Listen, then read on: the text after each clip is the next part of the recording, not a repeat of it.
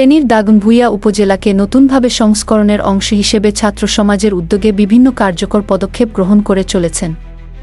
এর মধ্যে দাগনভূঞা পৌর শহরের শিক্ষার্থীদের সমন্বয়ে স্বেচ্ছাসেবী সংগঠন উই ফর ব্লাড এর সহযোগিতায় দাগনভূঞা পৌর শহরে গুরুত্বপূর্ণ জনবহুল চলাচল স্থানে বৃষ্টিকে উপেক্ষা করে দেয়াল লিখনে শিক্ষার্থীদের অংশগ্রহণ করতে দেখা যায়।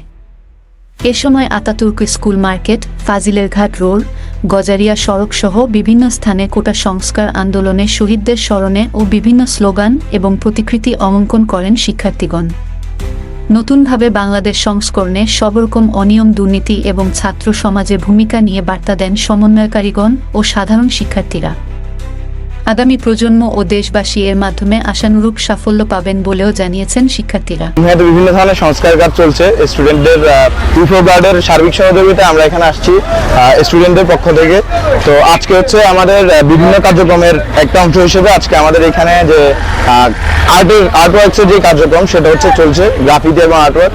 তো এখানে হচ্ছে আমরা সাধারণ শিক্ষার্থী যারা আছি সবাই মিলে আমরা এখানে চেষ্টা করছি যে আমাদের দাগনভূঞার সৌন্দর্য বর্ধনের কাজে এবং আমাদের যে বিভিন্ন প্রতিবাদী যেসব উক্তি ছিল, তারপর হচ্ছে আপনার আমাদের যেই রিসেন্টলি যে আন্দোলনটা আমাদের হয়েছিল সেটা আমাদের হচ্ছে গ্রাফিতি এবং আর্টওয়ার্কসের মাধ্যমে ফুটিয়ে তোলার আমরা চেষ্টা করছি।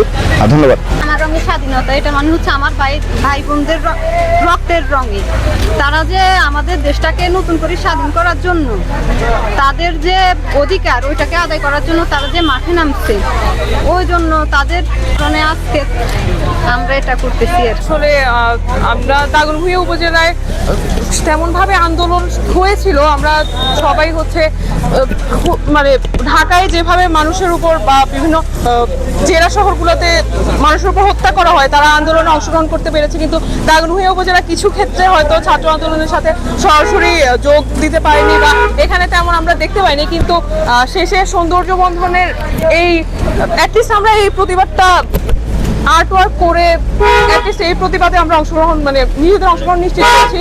আর উপজেলা আমরা সামনে থেকে অবভিয়াসলি যদি আন্দোলন সামনে হয়ও আমরা সবাই একসাথে মানে ইচ্ছা আছে যে দাগনভূঞা থেকেও যেন মানুষ যায়। আমাদের দাগনভূঞা উপজেলাটা হয়তো অনেক দিক থেকে পিছিয়ে, কিন্তু বিভিন্ন প্রতিবাদ সম্মেলন এগুলোতে আমরা চাচ্ছি যে যেন দাগনভূঞা থেকেও মানুষ যায়। আর এই দেয়ালগুলো দেখে যে আমরা যে লিখতাম আওয়াজ উঠা কথা কো, এটা হচ্ছে কয়েকদিন আগে একটা র্যাপ সং ভাইরাল হয়েছিল এবং আমরা দেখেছি ওখানে অনেকে গ্রেফতার পর্যন্ত করা হয়েছে এই র্যাপ সংটা লেখার জন্য।